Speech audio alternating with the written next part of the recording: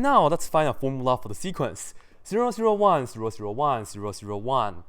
Okay, as you know, this right here, it's much harder because even though this is repeating, but this is not alternating, right? The 1 only happens every third time, right? Okay, before we do anything, just like earlier, let's say that this right here is when n is equal to 1, all right? That's our convention here. And then this is when n equals to 2, likewise for the rest, okay? All right, now, because this is not alternating, -1 in the parentheses to the nth power, it's not going to help us out because that only produces 1, -1, 1, -1, and so on, right? However, keep in mind, whenever we are dealing with a repeating sequence, try to use a trig function. And because we're talking about trig function, why don't we look at the unit circle? Because when things are repeating, it's just like we are running around a circle, isn't it? Now, let's take a look of the unit circle here. I'll try my best to draw the best picture possible for you guys, right? Something like this. And you know, a circle is 2 pi, right, in terms of the 1 revolution.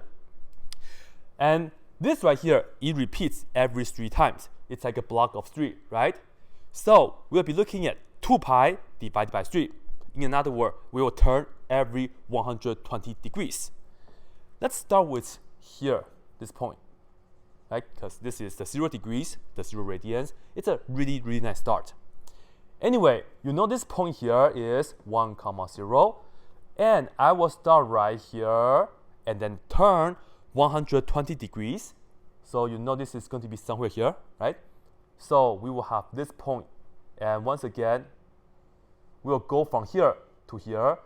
And because we are all adults now, let's use 2 pi over 3 for the 120 degrees, all right? Anyway, this point here on the unit circle, we know it's -1/2, comma, square root of 3 over 2, all right? And then we'll start from here, turn another 2 pi over 3, so you'll see it's going to be exactly down below, right? It's actually symmetrical. So we will end up with this point here. And the nice thing is that the x value stays the same, which is -1/2, and then comma. The y value becomes negative because you are down below here. Negative square root of 3 over 2 for this point. So once again, we just go from here, rotate it another 2 pi over 3. Lastly, if you rotate again another 2 pi over 3, we get back to the starting point right there. So that's the deal. And this is why we talk about the 2 pi over 3. And then anything after that, just keep running around the circle with this, that point. Okay, now, which function shall we use? And usually, of course, let's just deal with sine or cosine, but which one shall we use though? Here, the sequence starts with 0. Maybe you want to say, let's use the y value because it does start with 0 as well. In another word, we should use sine. It's okay, right? If you look at the sine value, which is the y value, you're talking about 0, positive square root of 3 over 2, and then negative square root of 3 over 2. These two values are technically the same if you take the absolute values, like what we did earlier, all right?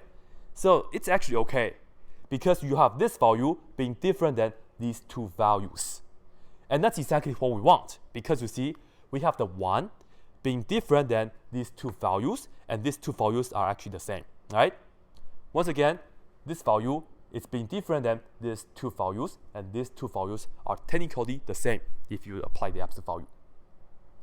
Well, I will leave that to you guys for you guys to try if you want to use a sine function, because in fact, I would like to use the cosine with you guys. Because I see that I have 1, and then -1/2, another -1/2. These two values are identical already, all right? So let me just use that. So maybe I can avoid using the absolute value, all right? Once again, it doesn't really matter which one you use, but I will use cosine for you guys. So let me just put down cosine.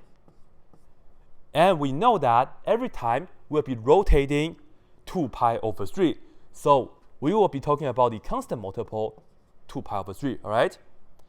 And if I just put down n here, remember, by convention, we want the n to start with 1, all right? if n starts with 1, then we are talking about this here, right? We're talking about this cosine value first. So we are talking about negative 1/2. Start right here with this point, right? And then this is going to give us negative 1/2. And then when n is equal to 2, we jump here, which is negative 1/2. And then we go back to 0, and then negative 1/2, negative 1/2, 0, all that good stuff. So I think this is okay. And let me just close this parentheses, and let me once again remind you, this sequence, right, this formula here is going to give us the following sequence. In another word, negative 1/2, negative 1/2, 1, and then negative 1/2, negative 1/2, 1, and so on. By looking at the form, as you can see, these two are the same, and then something different. That's exactly what we have. These two values are the same. This is something different, all right? So, in fact, we are on a good track. Now, as I said, maybe we take the absolute value, maybe not.